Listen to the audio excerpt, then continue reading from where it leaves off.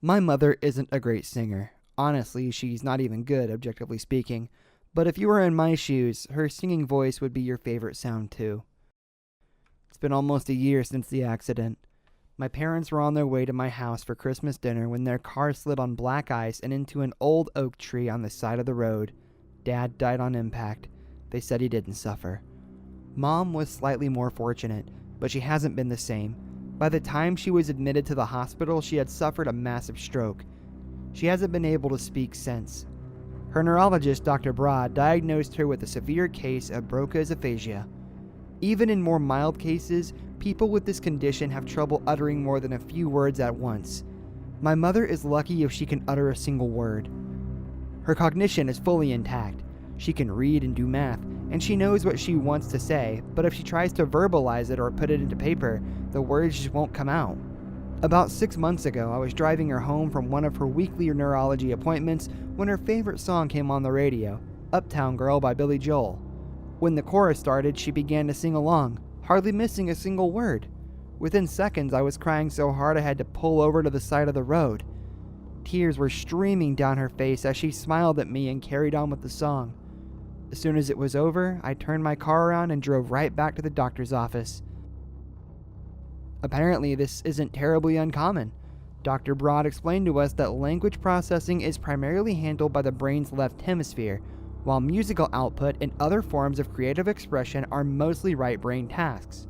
Still, he was flabbergasted when we replayed the song and my mother sang along fluently. 2 weeks later, my mother sang Happy Birthday to me. When she got to Happy Birthday, Dear Emily, I wept again. It was the first time I had heard her say my name since last Christmas. As the months went on, we started incorporating musical therapy into her recovery. Dr. Broad and his treatment staff thought that, if we were lucky, this might stimulate the left side of her brain and allow her to regain some of her lost speech function. Eventually, my mother began making up her own songs to express what she was thinking or feeling. They were usually set to the tune of old nursery rhymes or lullabies, and they always rhymed. She had been staying with me ever since the accident. Desperate to regain some sense of self-reliance, she expressed through song her desire to return home and stop burdening me with her care. I reassured her that she had never been a burden, but reluctantly agreed to move her back to the home where she had been living with my father since before I was born. Every night since moving out, she would call to sing me a song. Twinkle, twinkle, little star, I hope you know how loved you are. You've always been my brightest light. Sweet dreams, my dear. Sleep well. Good night. Good night, Mommy. I love you, I'd say. She still wasn't capable of saying goodbye most of the time, but she always refused to hang up first. I would wait until I heard her contented sigh, signaling that it was okay for me to end the call. 2 nights ago, I went to bed without a call from my mother. I lied there in worry for over an hour before I picked up the phone to dial her myself. The line rang a few times before her answering machine picked up. I left a quick message telling her that I loved her and that I hoped she was all right. Despite my concern, my exhaustion got the better of me as I drifted off to sleep shortly thereafter. 3 hours later, the ringing of my phone startled me awake. Sleep-deprived and weary, I could barely read the words on the screen. Mom calling. I practically leapt out of bed to answer the call. Mom? I said, trying not to sound too fearful. Is everything okay?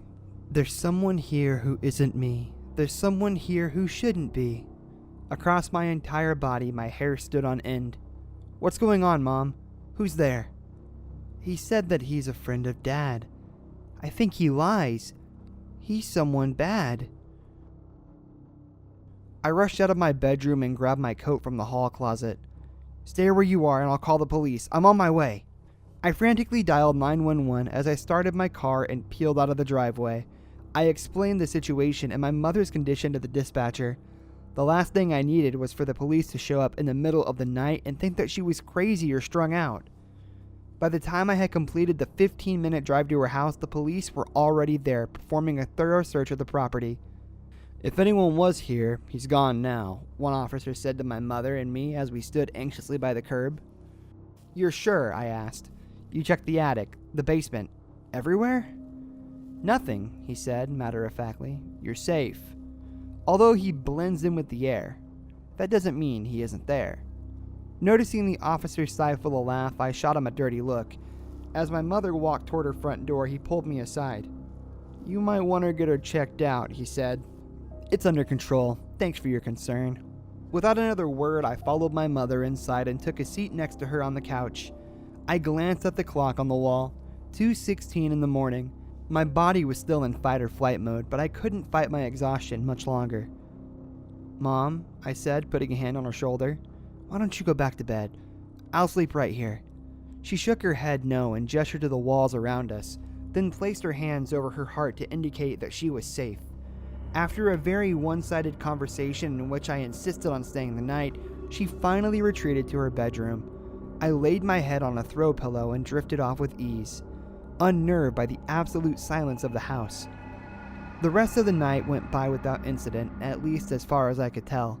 I was awakened at sunrise by my mother's sing-songy voice emanating from the kitchen. "At night he paces down my halls. For now he'll sleep within the walls." I raised myself up and stretched my back, realizing that sleeping on the couch hadn't done my joints any favors. Looking at my mother, I was beginning to wonder whether the stroke had affected her more than we had previously thought. "I don't know what he's waiting for. I wish he'd walk right out the door." I entered the kitchen and gave my mom a big hug. "Get any sleep?" I asked. Smiling, she shook her head before gesturing to the breakfast that she had laid out on the kitchen table. We said nothing as we ate, enjoying each other's company. I was admittedly relieved that the house was now illuminated in the glow of the morning sun. The silence that surrounded us finally felt peaceful again. I kissed her on the cheek and thanked her for breakfast, assuring her that I would return after work to spend the night with her once more. She didn't argue with me this time. She was a strong woman, desperate to convey a lack of fear, but I could tell she was still worried. I didn't get much done at work. I found myself taking breaks every hour, sometimes more frequently than that, to call my mother and check on her. If she wasn't feeling like her usual self, you wouldn't know it by the song she sang. By the time I returned to her house, it had already been dark out for over an hour. She stood on her front porch as I pulled into her driveway, waving enthusiastically with both hands. I wondered if she missed the times when we were living together. I greeted her with a hug and asked her how her day had been. "Not feeling well, but glad you're here. Thank you for being you, my dear." Our evening was relaxing and uneventful. I cooked spaghetti for us both, and she expressed through song how much she loved it. I knew it wasn't half as good as hers. After dinner, we watched a few episodes of her favorite old sitcom, laughing and cuddling with each other on the couch as if I were a little kid again. At one point, she grabbed the remote to mute the television and stared into my eyes. Tears welled in her eyes as she sang her usual nighttime lullaby to me. She didn't smile throughout the song as she usually did. After yet another long embrace, she retired to her bedroom and closed the door. I made myself as comfortable as I could on the couch, and just as I began to doze off, I heard my mother's voice. "He's getting closer every night. You can almost see him, but not quite." I slept intermittently for the next few hours, dreaming of a tall man in dark clothes who wandered the halls of my childhood home. Eventually, I was awakened not by the sound of my mother's voice, but by the opening and closing of her bedroom door. Dragging myself off of the couch and making my way down the hall, I felt a chill in the air. She must have gotten up to open a window, I thought, because the hall was noticeably colder than the living room. "Mom?" I called out, to no response. I turned the knob of her bedroom door to find it locked. For some reason, I wasn't panicking. I knocked on the door and called out to her a few more times. "Do you want me to call someone?" Just as I was preparing to turn and walk away from the door, I heard her. Quietly, in almost a whisper, she was singing. I couldn't make out the words, but she didn't sound afraid. Shrugging my shoulders, I returned to the couch and back to sleep. My mother didn't wake up this morning. By the time I awoke, it was clear that the sun had risen hours ago. Immediately, I feared the worst. She never slept much past dawn. I rose to my feet without even checking the time and raced down the hall. The door to her bedroom was now unlocked. I found her lying in her bed, her arms crossed over her chest, as if she had posed for her own funeral. I cried over her body for a while, and though I hated the sound of my own voice, I figured it was finally my turn to sing. "Twinkle, twinkle, little star, I hope you know how loved you are. You've always been my brightest light. Sweet dreams, my dear, sleep well, good night." Wiping the tears from my face, I stood from her bed and took one last look at her. She had never looked so beautiful. She wore the faintest hint of a smile. I had no reason to doubt that she died peacefully. I returned to the living room and grabbed my cell phone to call someone. Although it was plugged into its charger, it had been powered off. I didn't remember doing that. As I turned it on, I immediately received a notification. 2 new voicemails. The first message was from Dr. Broad. "Hi Emily, can you give our office a call this morning? We noticed something in your mother's latest scans. Please call back as soon as you can." The second message was from my mother. "He's not as bad as he first seems. He said he saw you in your dreams. He really wants to meet you too. I told him where he could find you. Next time you look up at the moon, just know you'll see me very soon. You've always been my brightest light. Sweet dreams, my dear. Sleep well. Good night." My mother recently passed. I'm not sure what I feel. Regret, sure. Sadness, absolutely. But a part of me feels relieved. Not because I hated her, but I hated watching her in bed all day and night, never really talking. She whispered constantly to no one in her last days. Her thin lips barely moved as she stared at her dresser in front of the bed the whole time. I'm not sure what it's like to have dementia, but I decided that if I ever inherited her odds of getting it, I knew that would be the day I finally tried fentanyl. Either way, it'd be far more merciful than what I watched for 43 days when I decided to move back to my old house and work from home there. Occasionally, after I finished my last Tier 2 meeting, I'd step out to get some soup for her. She ate, but very listlessly took a moment to acknowledge the food. For some reason, her nurse refused to stay too long in the bedroom, and when she was in there, she'd always make a cross with her fingers before and after entering. I guess Brazil was big on Catholicism, since I think I learned more biblical quotes from her mumbling than when I went to Hebrew school.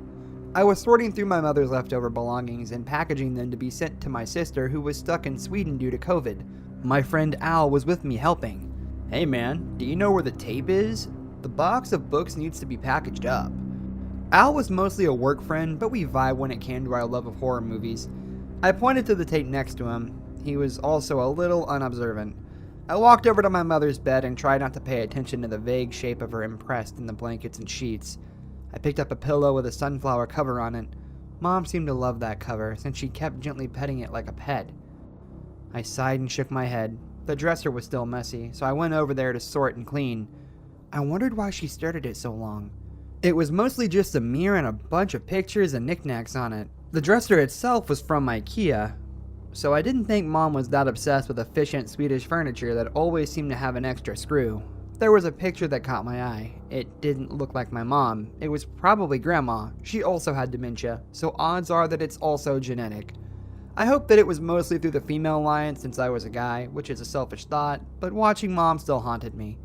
The picture made me laugh a little since the little girl in it was smiling so brightly while holding a cat, who was poised with legs spread and the tail upward curved like a boner. Her lips seemed to wordlessly say weird soothing things like you would to a child or pet. Her eyes, however, were completely unmoving as they stared at the dresser. "Dude, I gotta take a shit. Where's your restroom?" "Third door on the right, and use the fan and spray after, alright? We just had Taco Bell. The Crunchwrap Supreme is worth it, or maybe not, depending on how long I'm in there. Ugh, just go." I groaned and looked at that picture. It had to be Grandma, since that sort of sepia tone on it had to be from a camera from before Mom's generation, and the chair she was sitting on was old. It was still in the living room, too, and clearly smelled still of Scotchgard and cigarettes. Finally, I got the courage to start cleaning up the bed and throw the sheets in the washer. It still smelled like her, and somehow that odd hospital disinfectant. I took a moment to breathe it in before removing the last true physical trace of her. As the machine cleaned, I went back to the bedroom and looked at that picture again. The little girl was still smiling, and the cat still looked hilarious, but something made me feel unsettled. Maybe it was the sepia tone, or just the fact that I didn't recognize who this girl could be. Her face was too broad to be anyone from my mother's side because every woman in the family had a very slim face with a signature chin. It couldn't be anyone from my dad's side because he was Filipino. And there was something else. The little girl's smile looked just a little bigger than when I last saw it. And did her eyes always look so straight at the camera like that? I could have sworn that they were just a little to the left. Who was this little girl? I went to the living room and saw the chair from the picture and dug for the box with photo albums. I started to flip through each one to see if the little girl was in any old family photos. Maybe she was like a distant relative or family friend that drifted away as the years went on. Half the books were of me and my sister or the whole family on vacation or at graduation. There was my sister's wedding pictures. I could make out who was drunk and who wasn't, since I was clearly drunk and half the family kinda looked like me when I'm drunk.